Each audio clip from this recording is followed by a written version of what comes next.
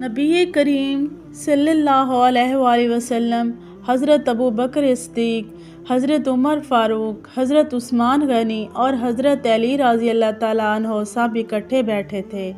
حضرت فاطمہ رضی اللہ تعالیٰ عنہ نے شہد کا پیالہ پیش کیا، پیالے میں بال گر گیا۔ حضور صلی اللہ علیہ وآلہ وسلم نے فرمایا، سب اس پیالے کے متعلق اپنی اپنی رائے پیش کرو۔ اتنے میں حضرت جبرائیل علیہ السلام حاضر ہوئے اور عرض کیا کہ بسم اللہ الرحمن الرحیم۔ جب عالم دنیا میں ہر طرف شرک و کفر کی آوازیں ہر جگہ سے شروع ہو گئیں اور پوری دنیا میں بت پرستی جیسی بدترین لعنت نے دنیا والوں کو اپنے اندھیروں میں چھپا لیا، انسان ذات نے اپنے کریم رب کی بندگی چھوڑ دی اور درندوں جیسی زندگی گزارنے کا آغاز کر دیا، جہالت اور گمراہی کی وجہ سے اپنے خدا کے رشتوں کو بھلا دیا، اپنے جگر کے ٹکڑوں کو زندہ درگور کرنے جیسی ملعون رسومات کو اپنا مقصد بنایا اور بھی سینکڑوں برائیاں اپنے وجود میں شامل کر دیں، ہر صبح اندھیرا چھا گیا۔ اس وقت اللہ تعالیٰ کی ذات کو انسان ذات کی حالت پر رحم آ گیا اور وہ اپنے محبوب و برگزیدہ پیغمبر صلی اللہ علیہ وآلہ وسلم کو دنیا کا آخری پیغمبر و ہادی بنا کر دنیا میں انسانی ذات کی رہنمائی کے لیے پیدا فرمایا۔ جب نبی مکرم صلی اللہ علیہ وآلہ وسلم نے اپنی زبان اطہر سے اپنے پروردگار عالم کا پیغام لوگوں تک پہنچانا شروع کیا تو ہر طرف سے اس رسول مکرم صلی اللہ علیہ وآلہ وسلم کو لوگوں نے اس پیغام سے روکنے کی کوشش شروع کر دی، اور جس شخص نے آپ صلی اللہ علیہ وآلہ وسلم کے پیغام کو قبول کیا اس پر مصیبتوں کے پہاڑ گرانے شروع کر دیے اور طرح طرح کی اذیتیں دینا شروع کر دیں، لیکن یہ شمع رسالت کے پروانے، آسمان نبوت کے چمکتے ستارے، بستان نبوت کے مہکتے پھول، آفتاب رسالت کی چمکیلی شعاعیں اور آغوش نبوت کی پروردہ ہستیاں اپنے آقا صلی اللہ علیہ وآلہ وسلم پر اپنی جانیں، مال، اولاد قربان کرنے کے لیے تیار ہو گئے، لیکن اس رسول محترم صلی اللہ علیہ وآلہ وسلم کے دامن کو چھوڑنے کا تصور بھی نہیں کیا۔ اس وقت رب کائنات نے اس مقدس ہستیوں کے متعلق ارشاد فرمایا کہ اولئک الذین ھداھم اللہ واولئک ھم اولو الالباب، یہی وہ لوگ ہیں جن کو اللہ تعالیٰ نے ہدایت دی اور یہی عقل والے ہیں۔ جب ان مقدس ہستیوں نے اپنے ان خود ساختہ معبودوں کی غلامی کو چھوڑ کر ایک خدا کی غلامی اختیار کی تو انہی لوگوں نے وہ تکالیف دینا شروع کر دیں جن کو پڑھ کر انسان کانپ اٹھتا ہے۔ لیکن سلام ہے ان صحابہ کرام رضی اللہ تعالیٰ عنہ کو جنہوں نے اپنی جانیں اسلام کی خاطر قربان کر دیں، لیکن اپنے مولا کریم کے پیغام کو اپنے دل سے نکالنے کا تصور بھی نہیں کیا۔ ان مقدس ہستیوں کے واقعات کو پڑھ کر ایک مسلمان کا ایمان شک و شبہات سے پاک ہو جاتا ہے اور ہر قدم پر اپنی کامیابی کا یقین زیادہ بڑھ جاتا ہے۔ حضرت یاسر بن عامر رضی اللہ تعالیٰ یمن کے باشندے تھے۔ یہ آپس میں 4 بھائی تھے۔ حضرت یاسر، مالک، حارث اور ایک چھوٹا تھا۔ یہ چوتھا نمبر بھائی جس سے سب زیادہ محبت کرتے تھے ایک مرتبہ کہیں گم ہو گیا، جس کی کوئی خبر ان کو نہ ملی۔ یہ لوگ اپنے بھائی کی محبت کی شدت کی وجہ سے دل کے ہاتھوں مجبور ہو کر اپنے بھائی کو ڈھونڈنے کے لیے گھر سے نکلے، اپنے علاقے کا چپا چپا چھان مارا، لیکن ان کا محبوب بھائی ان کی نظروں نے نہیں دیکھا۔ آخر حضرت یاسر رضی اللہ تعالیٰ عنہ اپنے دونوں بھائیوں مالک و حارث کے ساتھ اپنے بھائی کو تلاش کرتے کرتے مکہ پاک کی سرزمین میں پہنچ گئے، لیکن یہاں بھی انہیں اپنے بھائی کے متعلق کوئی معلومات نہ مل سکی۔ لیکن اس پاک سرزمین میں آقا انعامدار حضرت صلی اللہ علیہ وسلم نے توحید کا پرچم بلند کر رکھا تھا اور یہ دولت حقیقی حضرت یاسر کے مقدر میں لکھی جا چکی تھی۔ جیسے ہی یہ اعلان اس مقدس شخصیت کے کانوں میں پہنچا تو اپنے بھائیوں کو کہنے لگا کہ میں نے وہ دولت ابدی حاصل کر لی ہے کہ اب مجھے کسی دوسری چیز کی ضرورت نہیں ہے۔ اگر رہنا چاہتے ہو تو میرے ساتھ رہ سکتے ہو، ورنہ تم اپنی مرضی سے مجھے چھوڑ کر جا سکتے ہو، مجھے تم سے شکایت نہیں ہے۔ یہ بات سن کر دونوں بھائی مایوس ہو کر سرزمین مکہ پاک سے اپنے ملک یمن چلے گئے۔ لیکن حضرت یاسر بن عامر رضی اللہ تعالیٰ عنہ نے مکہ پاک میں سکونت اختیار کی اور یہاں ابو حذیفہ بن مغیرہ سے حلیفہ تعلقات پیدا کر لیے۔ ابو حذیفہ نے اپنی ایک نیک سیرت لونڈی حضرت سیمہ بنت خبات رضی اللہ تعالیٰ عنہ حضرت یاسر بن عامر رضی اللہ تعالیٰ عنہ کو بخش دی، جس سے انہوں نے نکاح کر لیا اور اپنی زندگی کے دن مکہ پاک میں گزارنے لگے۔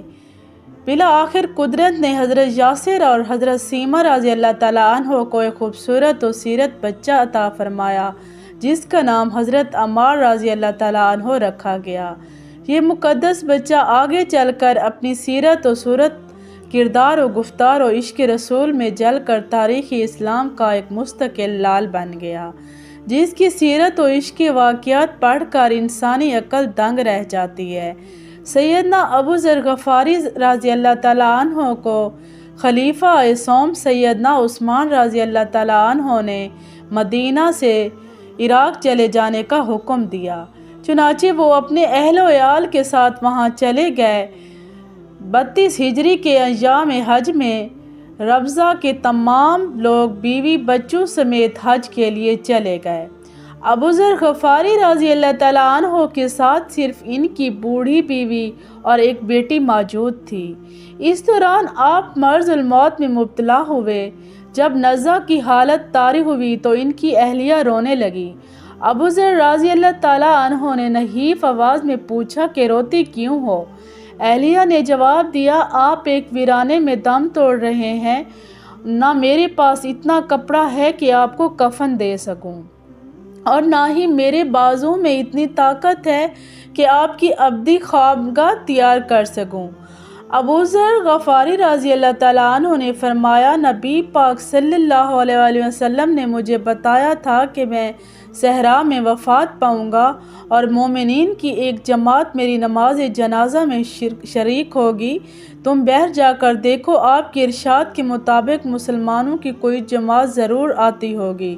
ابو ذر کی اہلیہ ٹیلے پر چڑھ کر انتظار کرنے لگی۔ تھوڑی دیر بعد چند سوار نمودار ہوئے۔ جب قریب آئے تو ابو ذر کی زوجہ نے کہا، بھائیو، قریب ہی ایک مسلمان سفر آخرت کی تیاری کر رہا ہے، اس کے کفن دفن میں میرا ہاتھ بٹاؤ۔ قافلے والوں نے پوچھا، وہ کون شخص ہے؟ جواب دیا، ابو ذر غفاری۔ ابو ذر رضی اللہ تعالیٰ عنہ کا نام سنتے ہی قافلے والے بے تاب ہو گئے اور ہمارے ماں باپ ان پر قربان ہوں پکارتے ہوئے ان کی طرف لپکے۔ یہ لوگ ابو ذر رضی اللہ تعالیٰ عنہ کے پاس پہنچے اور انہوں نے بسم اللہ و باللہ وعلی ملۃ رسول اللہ کہہ کر جان افری کے سپرد کر دی۔ فقیہ امت سیدنا عبداللہ بن مسعود رضی اللہ تعالیٰ عنہ نے آپ کی نماز جنازہ پڑھائی اور پھر سب نے مل کر اس آفتاب رشد و ہدایت کو سپرد خاک کر دیا۔ ایک مرتبہ نبی کریم صلی اللہ علیہ وآلہ وسلم حضرت ابو بکر صدیق رضی اللہ تعالیٰ عنہ، حضرت عمر فاروق رضی اللہ تعالیٰ عنہ اور حضرت عثمان رضی اللہ تعالیٰ عنہ، یہ بزرگ حضرات حضرت علی رضی اللہ تعالیٰ عنہ کے مکان میں تشریف لے گئے۔ اس مبارک مجلس میں سرور کونین صلی اللہ علیہ وآلہ وسلم اور چاروں خلفائے راشدین موجود ہیں۔ حضرت علی رضی اللہ تعالیٰ عنہ اور ان کی زوجہ حضرت فاطمہ الزہرا تعالیٰ عنہ مہمانوں کی خاطر تواضع کرنے کے لیے ان کے پاس جو سب سے بہترین چیز تھی وہ پیش کی۔ ایک شہد کا پیالہ لائیں اور وہ خوبصورت اور چمکدار پیالہ تھا۔ اتفاق سے شہد کے پیالے میں ایک بال گر گیا۔ حضور اکرم صلی اللہ علیہ وآلہ وسلم کے دست مبارک میں جب وہ پیالہ آیا تو آپ صلی اللہ علیہ وآلہ وسلم نے ان حضرات کے سامنے وہ پیالہ پیش فرمایا اور ارشاد فرمایا، دیکھو اس پیالے کی خوبصورتی اور اس میں شہد ہے اور شہد کے پیالے میں ایک بال پڑا ہوا ہے۔ ہر ایک اپنی طبیعت پر زور ڈال کر اپنی اپنی ذوق کے مطابق پیالہ اور بال کے متعلق اپنی رائے پیش کریں۔ حضرت ابو بکر صدیق رضی اللہ تعالیٰ عنہ نے فرمایا، اللہ کے رسول صلی اللہ علیہ وآلہ وسلم کے نزدیک مومن کا دل تشت زیادہ روشن اور چمکدار ہے، اور اس کے دل میں جو ایمان ہے وہ شہد سے زیادہ شیریں ہے، لیکن ایمان کو موت تک حفاظت کر کے لے جانا بال سے زیادہ باریک ہے۔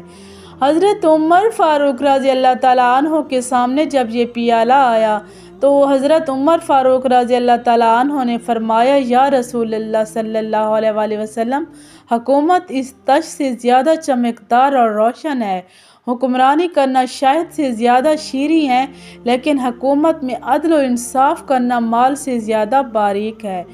حضرت عثمان غنی رضی اللہ تعالیٰ عنہ نے فرمایا، یا رسول اللہ صلی اللہ علیہ وسلم، میرے نزدیک علم دین تش سے زیادہ روشن اور علم دین سیکھنا شہد سے زیادہ شیریں ہے، لیکن اس پر عمل کرنا بال سے زیادہ باریک ہے۔